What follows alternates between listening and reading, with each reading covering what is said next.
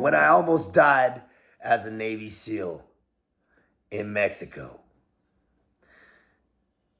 It was kind of a unique operation. It was the G20 Summit in 2012. There was some concern about the cartels and the president, Obama, when he was transiting. So I was a new guy at SEAL Team 7, and we got assigned a small mission for a group of guys to go down and be Obama's maritime extraction force, which sounds pretty Gucci, but it really was the short straw. An East Coast SEAL team pulled the good straw. The group from SEAL Team 7, us, drew the short straw. So we went down there, floated down there on a boat. It's the only time I ever been on a ship in my 7 years and some change in the Navy. Never even was on a boat. But flew down there for a few days, then launched from the wet well deck on an LCU, launched, and we were towing some ribs. We had some SWIT guys, handful of SEALs. They needed my JTAC qual for coordinating a lot of the air and whatever. And we were meeting up with the Mexican Marines. And we were pretty much just floating back and forth a couple miles out off of where the president had been staying, the private residence that was rented. And anytime he would transit, we were fully jocked up, ready to rock and roll and take him out by sea if needed. Sounded pretty chill, right? Mexico, Cabo, it was the summertime. I wasn't taking it, I was a new guy, I wasn't taking it I was taking it seriously, but I wasn't expecting it to be dangerous. That was where I went wrong. I was not prepared for about what to happen. Nobody was. It started storming about a week in. We're out there sleeping on a weather deck on cots, getting fucking rained on, and that is not the biggest deal in the world. But we were towing some ribs, and those had Zodiacs stacked on the ribs for the team guy contingent. Got the pit bull right here, stretching it out, enjoying life, right? So the storm came, and the storm was serious. We started getting huge swells, so big, in fact, that the ribs were smashing up against the LCU. We had to get the fuck out of there. So we had to go get some cover inland. And you can't just go rolling in to a foreign country from the sea strapped up with automatic weapons. There needs to be approvals up the chain. So that's what they got. It went all the way up to the top, came back down to us, and we were approved. It was 2 o'clock in the morning. We were approved to go into the Cabo Bay, the port, and our instructions were to sleep under a bridge, literally. So roll in quiet, hide all the weapons, sleep under a bridge, and that's what we were doing. But before that, we had to jump onto these boats. We had to jump, and here was my loadout. Full kit, helmet, night vision. I'm talking 6 magazines strapped across, 1 in the gun, backpack full of comms, radios, batteries. I had a pistol on my hip. I was fully loaded out. I was heavy, real heavy. And I always just kind of take it, hey, I'll go first. Let's get this thing over with. So I kind of push my way to the front. This boat's coming, and I jump, and I hit where the rubber part is of the rib, and it was flat. It was deflated from where it had hit the side of the LCU, and there was nothing to step on. What do you know? I go into the drink. 2 o'clock in the morning, pitch black, huge swells, fully loaded out, and I had no flotation in my kit. I had zero flotation in my kit. I had a water wing. I wasn't thinking I was going in the drink. And this was where I failed as an operator, as I failed myself as a man, because this was a realization for me. I'll get to the culmination. Obviously, I'm not dead. I'm here, but it's the closest I ever came to dying. But I'll explain something before. The moment before I jumped in, or I attempted to jump onto the boat, I had this moment where I realized, oh shit, this isn't a game anymore, right? You go through training, you go through everything. This was really my first little operation. There's no more training wheels. There is no more ambulance. There's no more bumpers on the railings. It's up to you to keep yourself alive. There's no buddy looking out for you other than you, you know? And that was something that I had to learn on that operation, because I went in the drink and I'm treading water.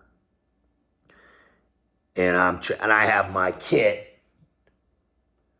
wired in. I have my gun wired into my kit. Couldn't even jet it if I wanted to. First of all, I wouldn't have.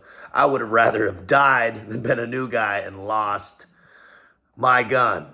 That's for real. I was going down with my stuff, or I was coming up with all of it. That was I had already assumed that.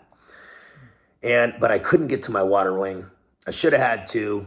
I had one because I was being fucking cool guy. I didn't want to, and that was that ego, and that almost fucking killed me. I was treading water and I was hurting. I was starting to get hypercapnia. I was putting out so much, when so much CO2 builds up in your system from massive exertion. And I was doing everything in my power to stay afloat, and I was starting to go down. I was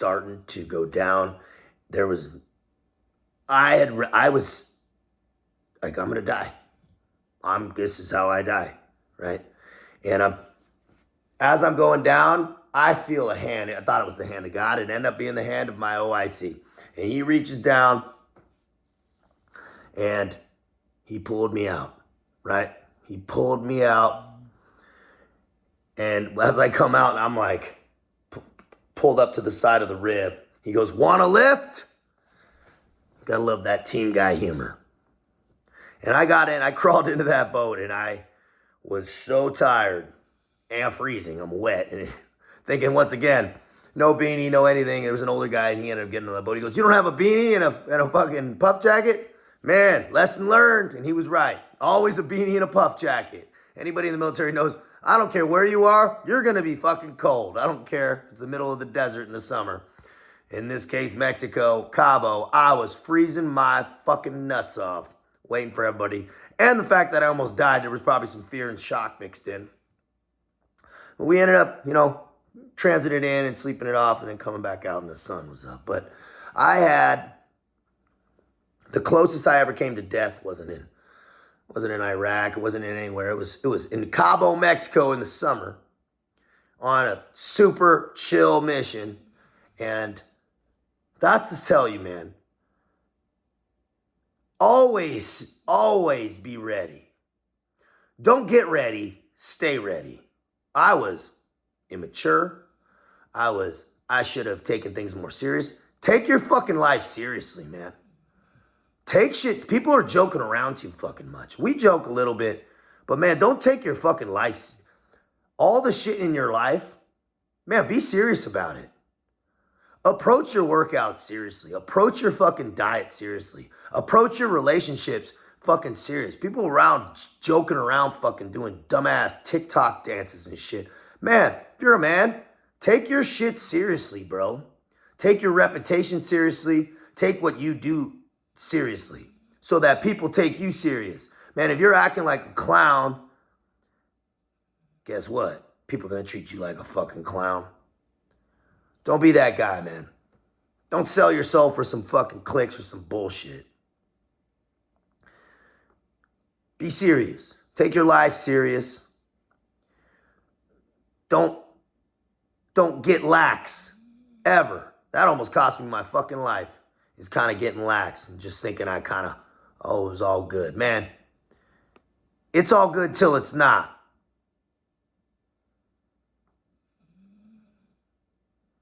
Make sure nobody's going to look out for you like you. That goes with everything. No one's going to look out for that job. No one's coming to save you, man. You know, you might get a fucking helping hand if you're lucky, but don't put yourself in that situation.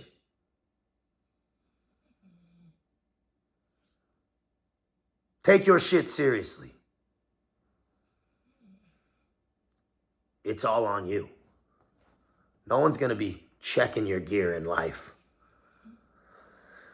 No one's going to be making sure you're doing the right shit. It's all on you. There's a lot of cool... That's cool, though. Man, that's power. You have the power back when you understand it's all on you. That's important. In this society today, there's that victim mentality. You see it all over. It's because people think the power's not with them. Oh, somebody's controlling. Of course there's fucking powerful people, but man, you're controlling your life. I got news for you. If your life is dog shit, it's because you aren't controlling it and conducting and executing it correctly. That's why. It's not anybody else's. So that's empowering. That's empowering to know that your entire reality is up for your creation. It's up for your vision. It's up for your work ethic. It's all on you to make it happen how you want it to happen. To walk that path to that divine design.